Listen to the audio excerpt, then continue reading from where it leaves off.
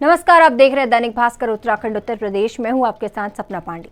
आइए डालते हैं एक नजर उत्तराखंड उत्तर प्रदेश की खबरों पर। डोईवाला की केशवपुरी बस्ती से आया एक दिल दहलाने वाला मामला सामने। 24 वर्षीय युवक ने पंखे के कुंडे से लटक कर दी जान। डोईवाला की केशवपुरी बस्ती निवासी शुभम ने पंखे के कुंडे से लटक कर अपनी जान दे दी। आपको बता दें, यह मामला देर रात का है, जब युवक अपनी पत्नी से कुछ पैसों की मांग कर रहा था, पर पत्नी द्वारा पैसे न दिए जाने की वजह से मृतक युवक दूसरे कमरे में जाकर सो गया और सुबह उसका शव पंखे से लटका हुआ पाया गया। डोईवाला से जावेद हुसैन की रिपोर्ट। हम परिवार में गए थे, पता चला कि पारिवारिक कारणों से इसने अपनी आत्महत्या की है। रात को इसके द्वारा अपनी पत्नी से पैसे मांगे थे और पैसे का विवाद इतना तूल बढ़ा कि इसने आत्महत्या कर ली। रात को बता रहे हैं 11 बजे तक तो ये ठीक सो रहा था। जब सुबह कमरा खुलवाने की कोशिश की गई तो खिड़की से झाँका तो इसने रात में पता नहीं किस समय अपने आप को फांसी पर टांग लिया और इनकी मौत हो गई। ये ड्राइवरी करता था और 22-23 साल इसकी उम्र है। बड़ा अच्छा युवक था, परंतु ऐसी क्या परिस्थिति बनी कि इसको आत्महत्या करनी पड़ी। बड़ा दुख का विषय है हमारे क्षेत्र के लिए। आप नेता जरनैल सिंह काली का कैबिनेट मंत्री अरविंद पांडे पर तंज। बोले, पांडे ने जनता को छला, जनता माफ नहीं करेगी। गुरुद्वारा सिंह सभा बाजपुर में एक कार्यक्रम में शामिल होने आए आप नेता जरनैल सिंह काली ने मीडिया से रूबरू होते हुए कहा कि गदरपुर विधानसभा की जनता ने अरविंद पांडे को अपना प्यार देकर 2 बार विधायक बनाया, जिसके बदले में अरविंद पांडे ने गदरपुर की जनता को छलने का काम किया है। बाजपुर से मोहम्मद हनीफ खान की रिपोर्ट। सबसे पहले मैं आप मीडिया परिवार का धन्यवाद करूंगा जिन्होंने मुझे समय दिया। देखिए, आज चुनाव का माहौल है और चुनाव में हम कैंपेनिंग कर रहे हैं, हर गांव-गांव जा रहे हैं, हर गली मोहल्ला घूम रहे हैं और देख रहे हैं कि एक कैबिनेट मंत्री जो 2 बार बाजपुर से जीता, 2 बार गदरपुर से हो गया, देखा जाए तो इस एरिया को उन्होंने स्वर्ग बना कर रखना चाहिए था। ऐसा कोई काम नहीं उन्होंने किया जिससे उनको लोग दोबारा चुने। देखिए, सबसे मेन चीज होती है, इंसान जब घर से निकलता है तो उसे रोड अच्छी चाहिए होती है, तो कोई रोड अच्छी नहीं है और खाली नारियल फोड़ने का काम है। खाली नारियल फोड़ दिया कि हाँ जी आपका काम हो जाएगा। अपनी उन्होंने फैक्ट्री का लगा रखी है और घर की टाइलें हैं और जो टाइल 2 रुपए की पड़ती है वो 20 रुपए उसका वो सरकार से ले रहे हैं। तो कहीं ना कहीं ये लोगों को गुमराह कर रहे हैं।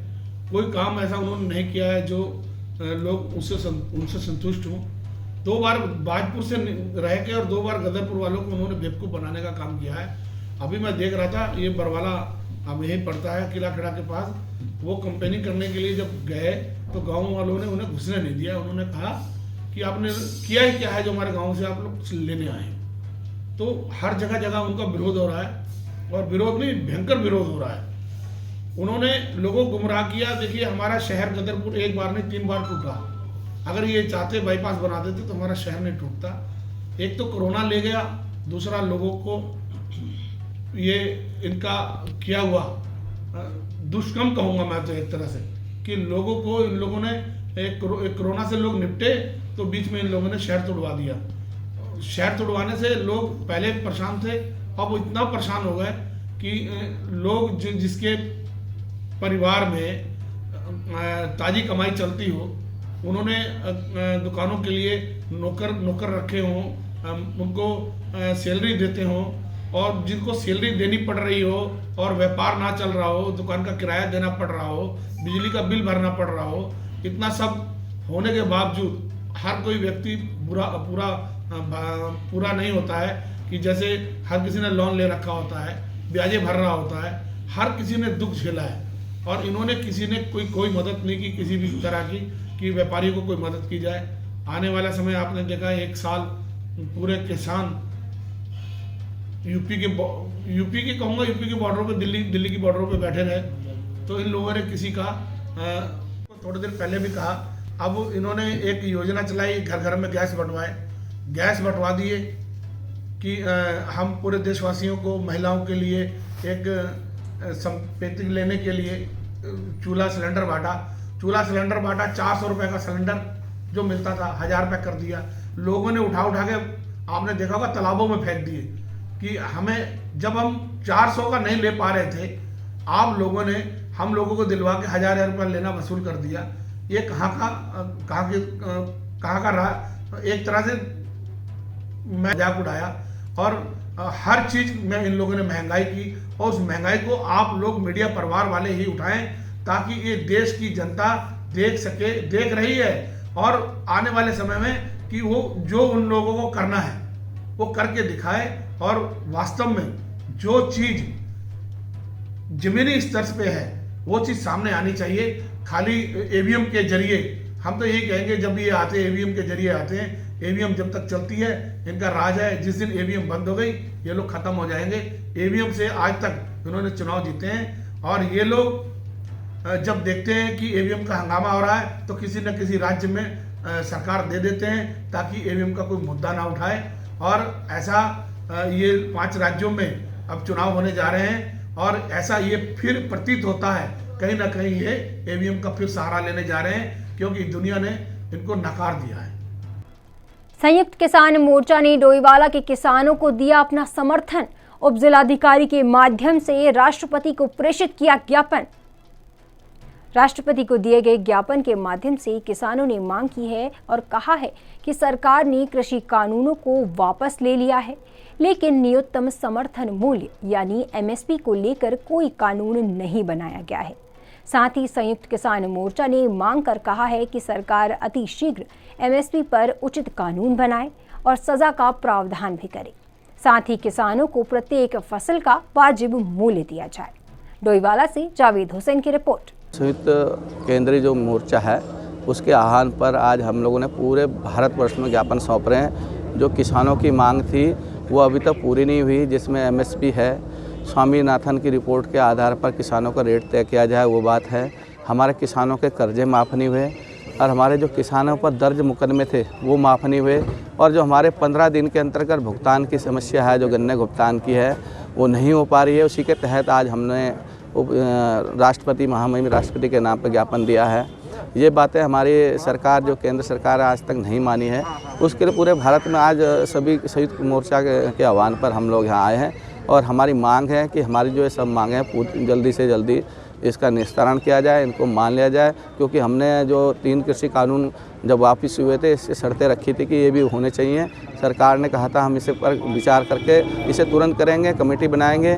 तीसरे, जो हमारा केंद्रीय राज्य मंत्री के बेटे ने उनकी निर्मम हत्या कर दी किसानों को, उनके खिलाफ आज तक कोई कार्रवाई नहीं की, उनका इस्तीफा नहीं लिया।